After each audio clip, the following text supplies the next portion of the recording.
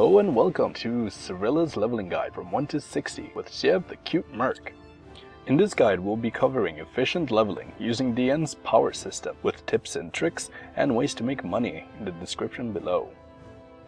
Now before we get started, you need to know that this guide will be covering questing and grinding, which is doing the same dungeon over and over again with the fastest clears. Refer to this table of content in order to jump to any level range you want.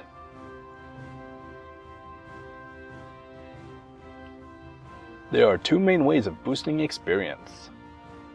The first way refers to the guild system, which allows you to not only play with others, but also to gain extra EXP in the form of 10%, and also allows you to buy the level up guild costume, which is an additional 10%. Now, when you first join a guild, you'll see that you get a red envelope at your bottom left, which is your Dragon Vault gift, which gives you the new win title and the hero scroll. In addition, you have the mentor system, which refers to leveling with a veteran and boosting your XP based off of the amount of dungeons you guys clear together. Although you can walk up to any capped character and pupil request them, I suggest opening up your social menu, going to the Mentors tab, and selecting a mentor from the list, provided they are a benefit to your class. With that in mind, let's get started leveling. If you are a sorceress, tinker, or cleric, then Mana Ridge will be your home. If you are a Kali, archer, or warrior, then Ironwood is where you'll be starting in. Now, to get started, talk to the person with the golden question mark above their heads. The blue exclamation marks represent your side quests. Before venturing out, you'll notice you're part of the Heroes Academy, which is a randomly generated guild for you. I suggest leaving this and joining a player-made guild by going to your social menu and going into the Guild tab and searching up any guild that appeals to you. You can also use the search function.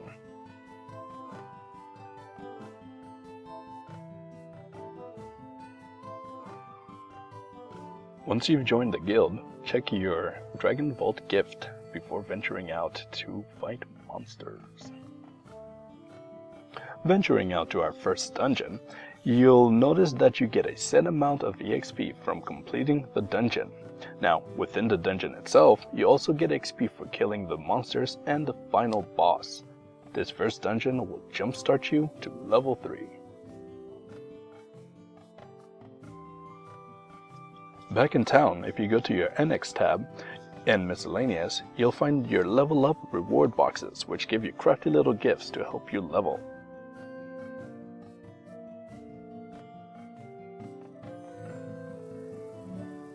As you're leveling from 1 to 9, make sure to pick up the armors and crafting materials you find, so that you can take it to your local blacksmith and enhance them. I recommend +6 for armors and +8 for weapons. At level 9, you'll come across commission boards, which allow you to get bonus quests so that you can get more XP at the completion of a dungeon. Once you've made it to level 10, you can now venture off to Carderock Pass, which will be your town from 10 to 24.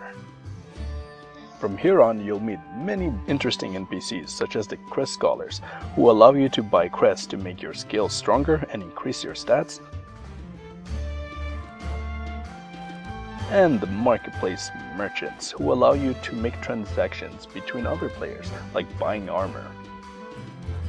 Though you can continue questing as you did from 1 to 10, the level range of 10 to 16, you can start grinding your first dungeon, which would be Valley of Morning in this level range.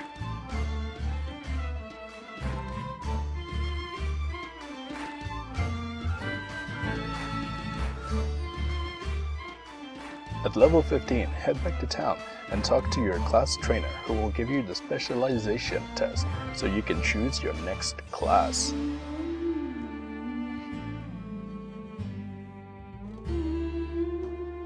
New class means new skills, so make sure to open your skill menu and level them. For levels 16 to 24, you can continue questing, or you can start doing Astral Coven Laboratory, which will be your grinding spot for this level range.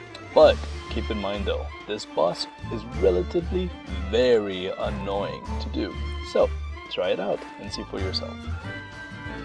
Alternatively to questing and grinding, you can also visit the Daredevil Fair and complete Gobarda.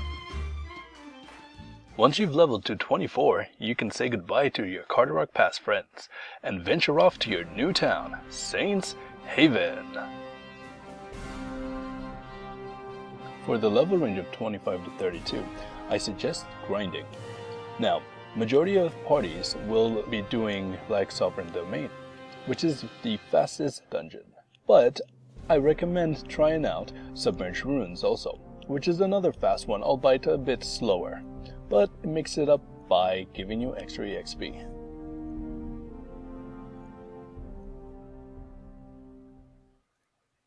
Once you reach level 32, a bunch of dungeons open up, as well as the Daredevil Fair level 32, which you can do Crag's Counterattack and Go Berja. Now, for this range from 32 to 40, the dungeon you want to be completing for the fastest time would be Desolation Point.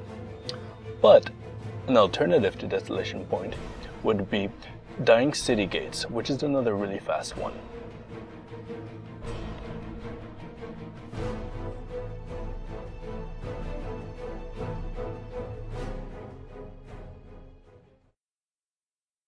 Congrats on reaching level 40, give yourself a pat on the back.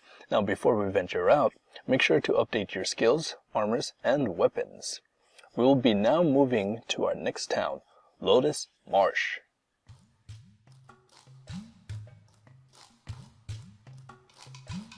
Welcome to Lotus Marsh, your home for levels 40 to 50. Now I recommend talking to all the NPCs and picking up their quests so that you can talk to NPC Kiwi, who will give you the daily quests to complete. There are also some NPCs outside of Lotus Marsh, such as Vittles and Casarana. Make sure to talk to them.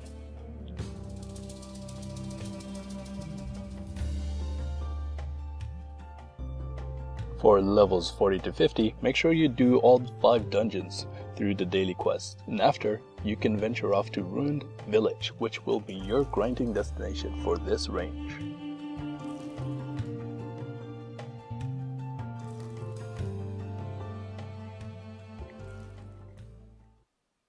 And before you know it, you are now level 50.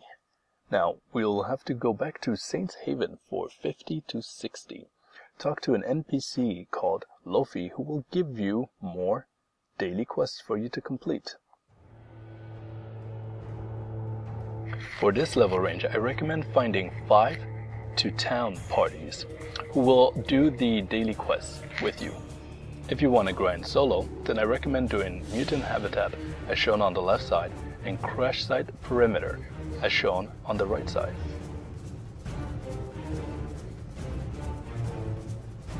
Once you've hit level 60, you can find out what Dragoneth is really all about.